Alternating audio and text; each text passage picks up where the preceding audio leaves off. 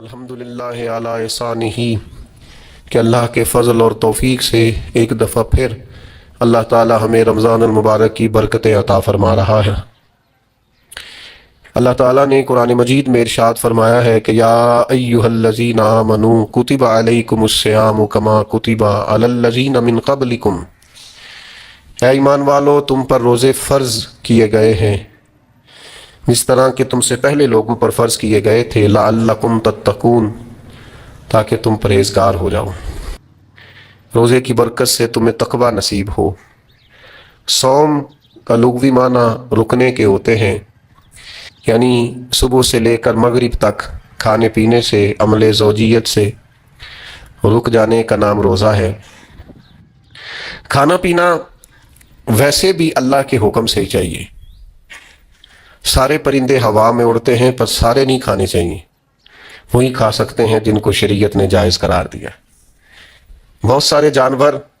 زمین میں چلتے پھرتے ہیں پر سارے کھانا مسلمان کے لیے حلال نہیں ہے، وہی کھا سکتا ہے جو کھانے کی اللہ رسول نے اسے اجازت عطا کی۔ مال، پیسہ، دولت ارد گرد بکھرا ہوا ہے لیکن سارا ہمارا نہیں، ہم وہی کھا سکتے ہیں جو ہمارے رب نے ہمارے لیے جائز رکھا ہے اور جو ہمارا حق ہے۔ کھانا پینا پہلے بھی مسلمان کا اللہ کی مرضی سے ہی ہے، ہر چیز ہر شے کھا سکتا نہیں ہے۔ بس رمضان میں ایک پابندی اور لگا دی کہ جو جائز بھی ہے، جو حلال بھی ہے، جو طیب بھی ہے، بس تمہارے رب کی مرضی ہے کہ تم نے صبح سے لے کر مغرب تک وہ بھی نہیں کھانا۔ بس پہلے بھی پابند ہے اللہ کے حکم کے، اور رمضان میں ایک پابندی اور کرنی ہے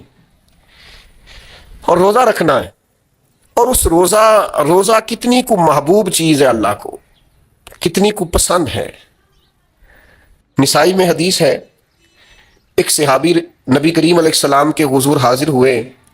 اور عرض کی یا رسول اللہ صلی اللہ تعالی علیہ وسلم، مجھے کوئی ایسا عمل بتائیں جو مجھے نفع دے۔ مطلق اعمال میں سے جتنے بھی اعمال موجود ہیں اللہ کی رضا کے لیے کرنے والے، ان میں سے اس نے کسی عمل کا انہوں نے سوال کیا۔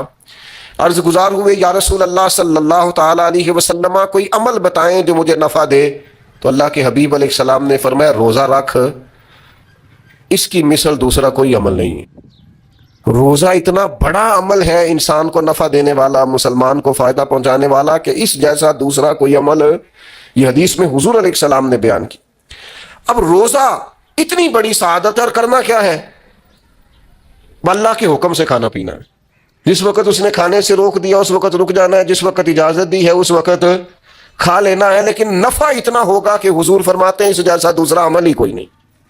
اتنا فائدہ مند کام ہے۔ روزے بڑی غنیمت ہیں، رمضان المبارک کا مہینہ بڑی سعادت ہے۔ آپ اندازہ فرمائیے کہ نبی پاک علیہ السلام نے حضرت سلمان فارسی رضی اللہ تعالیٰ عنہ فرماتے ہیں رمضان سے ایک دن پہلے خطبہ دیا تھا باقاعدہ، اور ہمیں حضور نے رمضان کی عظمتوں سے آگاہ کیا۔ رمضان المبارک سعادت افروز گھڑیاں ہوتی ہیں، اس کا لمحہ لمحہ برکت ہوتا ہے، اس کی ایک ایک ساتھ خدا کا انعام لے کے آتی ہے۔ رمضان المبارک کی ایک ایک گھڑی بخشش، مغفرت، اللہ کی عطا، اللہ کا کرم، اللہ تبارک و تعالیٰ کی رحمتوں سے بھرپور ہوتی، ایسے جیسے چاروں جانب خدا کی رحمت کا می برس رہا ہوتا ہے۔ بس جن کی جھولیاں پھیلی ہوئی ہوں گی اور جن کے دامن کھلے ہوئے ہوں گے وہ اپنے دامن رحمت الہی سے بھرپور کر لیں گے۔ لیکن سادی سی بات ہے بھائی، جو آدمی سویا رہے، غافل رہے، اٹھ کے اپنے کمرے کا دروازہ ہی نہ کھولے تو سورج جتنا مرضی چمک رہا ہو اسے کوئی فائدہ حاصل ہوتا نہیں، اسے کوئی روشنی نصیب ہوتی نہیں، کیونکہ وہ تو اٹھا ہی نہیں، جاگا ہی نہیں، بیدار ہی نہیں ہوا۔ صبح کی آب و ہوا بڑی ٹھنڈی ہوتی ہے، بڑی صحت افزا ہوتی، لیکن اگر کوئی لوگ غافل ہی رہے اس میں، اور صبح اٹھے ہی نہ، سیر کرے ہی نہ، فجر کو نکلے ہی نہ، اس کی غفلت اس پر طاری رہے، تو جتنا مرضی صبح کا سویرا ہو، جتنی مرضی راحتیں اور رحمتیں ہوں، اسے اس سے نفع حاصل ہوتا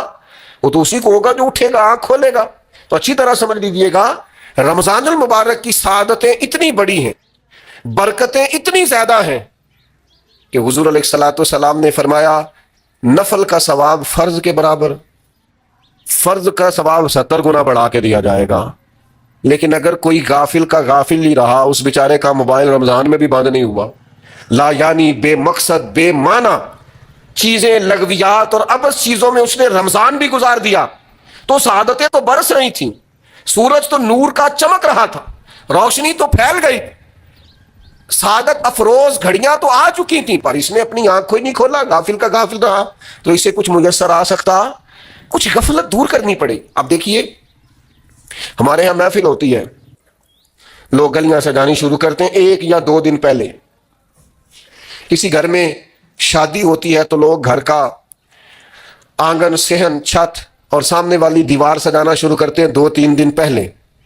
اس سے زیادہ نہیں۔ بڑی خاص بھی کوئی محفل ہو تو 1-8 دن پہلے لائٹنگ لوگ کرتے ہیں کہ پتہ چلے یہاں ذکر رسالت مآب صلی اللہ تعالی علیہ وسلم کیا جائے گا اور یہاں حضور کے تذکار کیے جائیں گے۔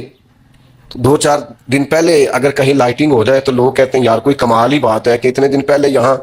اتنی روشنیاں نظر آ رہی ہیں، کوئی انفرادی کام ہے، اس پر نظر جاتی ہے۔ آپ ذرا رمضان کی شان تو دیکھیں،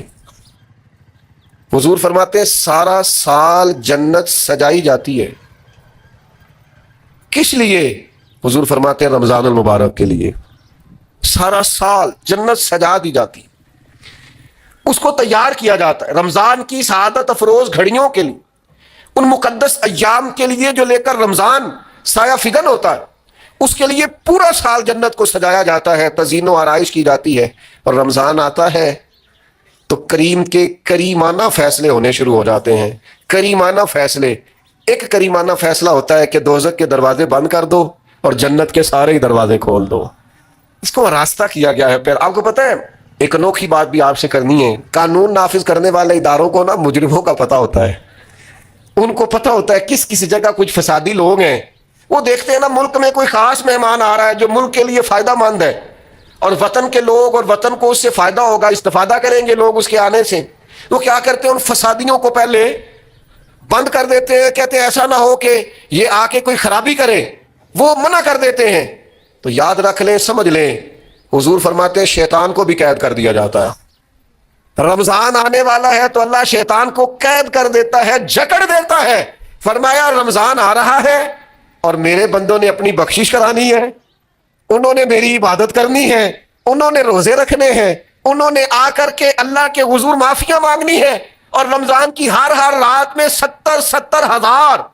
یا بلا مثال و بلا تشبیہ اللہ جانے کتنے بے حساب لوگوں کی رب نے بخشش کرنی ہے۔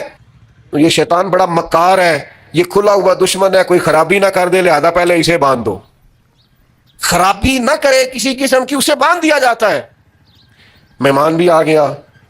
خرابی کرنے والا بھی باندھ دیا، لیکن اگر فائدہ لینے والے پھر بھی فائدہ نہ لیں تو پھر ان سے کہا جائے گا کہ تمہارے پاس اب کوئی بہانہ بچا نہیں ہے، اب تمہارے پاس کوئی کسی قسم کا عذر باقی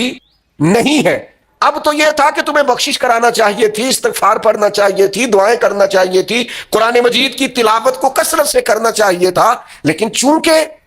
اب تم یہ بھی نہیں کہہ سکتے کہ مجھے شیطان نے گمراہ کر دیا، وہ تو باندھ دیا گیا ہے، اب تو فسادی کو ویسے ہی کنٹرول کر دیا گیا۔ اب بھی تم اگر سوئے رہے، اب بھی اگر تم نے غفلت کی، اب بھی چھوٹے موٹے بہانے کر کے تراویحاں چھوڑتے رہے، اب بھی ذرا سی سستیاں کر کے ادھر ادھر نکلتے رہے، اس کا مطلب یہ ہے کہ پھر تم استفادہ کر سکے، تم نے سستی کا مظاہرہ کیا، تم نے جان۔ اور اب دیکھیں جب اتنے بندوبست کیے تمہارے لیے، ثواب بھی بڑھا دیا، اجر بھی بڑھا دیا، تمہارے لیے جو فساد پیدا کرنے والا شیطان تھا وہ بھی قید، لیکن اگر تم پھر بھی عمل نہ کرو،